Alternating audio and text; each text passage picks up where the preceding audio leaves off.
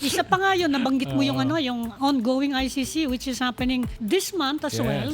Nagtuloy-tuloy na. Kaya lang, iba-iba din yung opinion dyan na will it help or will it be negative for Sara Duterte?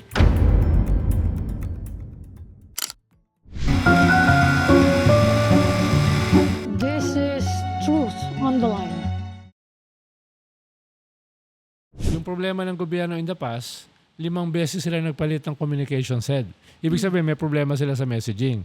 Dapat ngayon, ayusin nila yan. Paano? Ang gagawin dyan ng mga Duterte, katulad ng ginawa nila last year before the elections, the midterm election, wineponize nila. Sila pa ang biktima ngayon ng human rights, rule of law, kawalan na rule of law. Tapos, yung mga pro-China ay hindi na idikit sa usapin ng patriotism. Because of messaging yan. Yung corruption, hindi na ibato sa kanila, nanatili sa gobyerno. So, it's a battle of messaging. No? Kung hindi magagawa ng gobyerno to get its act together in terms of messaging, talagang itong ICC trial na ito, tatama sa kanila. Pero lamang sila rito dahil tingin ko dudurugin yung defense At nakikita ko ng indications paano sila dinudurog. Paano yung lawyer nila parang vlogger Parang tayo lang. No? Yung mga lumalabas sa social media, yun yung kanyang pinesent do sa hearing. Habang yung prosecution, very surgical, di ba? Very legal No? They will be given the turn ngayon. Yeah, Turn ngayon ng defense. Yes. Saka nakikita ko yung nila, yung takbo ng defense nila, which is also what Duterte has been saying all along throughout his presidency. Yes. Ako, pinoproteksyonan ko human rights ng mga biktima niya, mga drug addict na yan, mga rapist yan, mga ganun.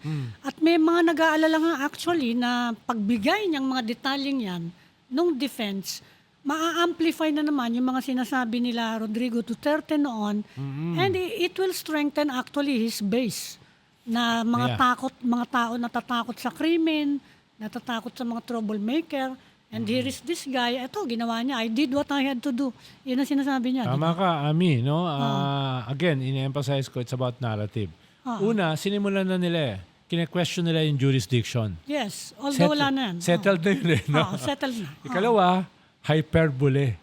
Yung public statement, no? Lahat ng hyperbole. Kayo, mga salacious media. You're cherry picking, ha? Kinukuha niyo yung mga statement niya, hindi niyo sinusunod yung buong context. Natawa ako, sinisi yung media ni Kaufman, no? Pati yung lighting, no? Sa mga hindi niyo daw kinukuha yung pinatay. whole context na hyperbole nga lang daw. So yun ang magiging defense today. Ikatlo, dudurugin nila yung mga witnesses. Hindi mo pagkakatiwalaan ito. Mga kasama to sa krimen. No? Kasama sila. Drug dealer yung mga yan. Hindi to trustworthy. Ganun. Yun yung kanyang kwan. Tapos ikapat, sympathy. Kita nyo naman. No? Very popular yan, si Digong. Yeah. Mahal yan ng mga tao.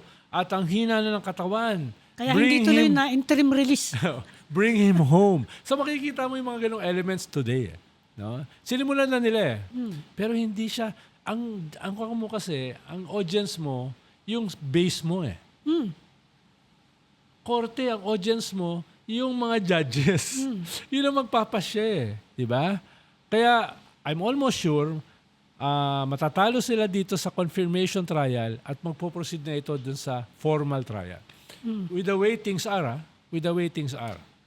linaw nung presentation kahit nung lawyer ng ng mga victims mismo yung Justice Secretary namin sinabi, walang kinabukasan yung kaso na ito sa aming sariling korte. Dahil lahat ng ebidensya na erased. Ang ginamit na word, erased. No?